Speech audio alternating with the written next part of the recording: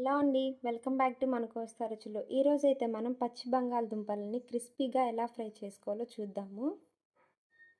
ముందుగా stove on చేసుకొని ఇలా ఒక ప్యాన్ పెట్టుకొని అందులోకి 3 to 4 టేబుల్ స్పూన్ల వరకు ఆయిల్ని అయితే యాడ్ చేసుకుందాము.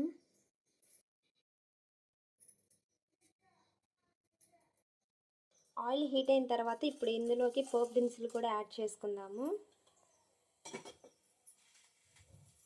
ఆ తర్వాత ఇప్పుడు ఎండుమిర్చిని కూడా యాడ్ చేసుకుందామండి.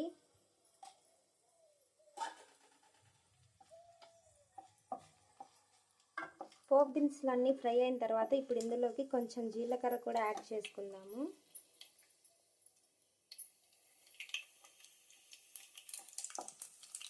ఆ తర్వాత కొంచెం కరివేపాకు కూడా,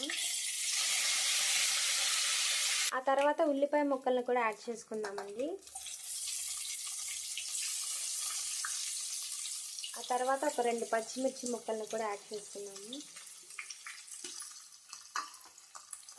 ఇప్పుడు వీటిని ఒకసారి బాగా కలుపుకుందాము.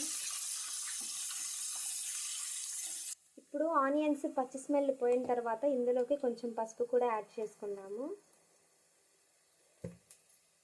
ఆ తర్వాత ఇందులోకి సన్నగా కట్ చేసి పెట్టుకున్న పచ్చి బంగాళదుంప ముక్కలను కూడా యాడ్ చేసుకుందాము. మొత్తాన్ని ఒకసారి బాగా తిప్పుకుందామండి.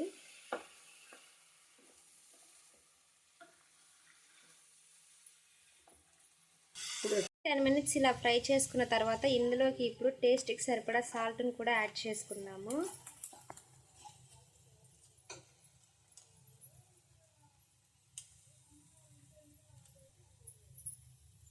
ఇప్పుడు మొత్తాన్ని బాగా మిక్స్ చేసుకుందాము.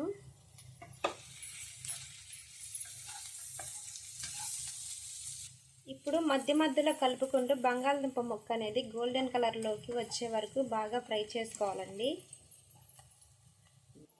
ఇప్పుడు మనకి బంగాళదుంప ముక్కలు అయితే బాగా ఫ్రై అయిపోయాయండి. ఇప్పుడు ఇందులోకి టేస్ట్కి సరిపడా కారం కూడా యాడ్ చేసుకుందాము.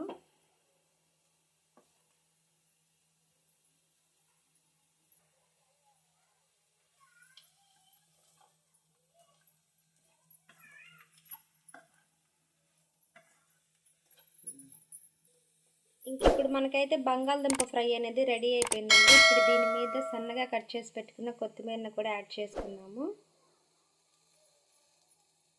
ఇంతే ఫ్రెండ్స్, బంగాళదుంప ఫ్రైని చేసుకోవడం. ఈ వీడియో మీకు ఎలా అనిపించిందో నాకు కామెంట్ బాక్స్లో తెలియచేయండి. అంతకంటే ముందుగా మీరు నా ఈ వీడియోని లైక్ చేయండి, షేర్ చేయండి. మన ఛానల్ని ఎవరైనా ఫస్ట్ టైం చూస్తున్నట్లయితే సబ్స్క్రైబ్ చేసుకోవడం మాత్రం మర్చిపోకండి. Thanks for watching.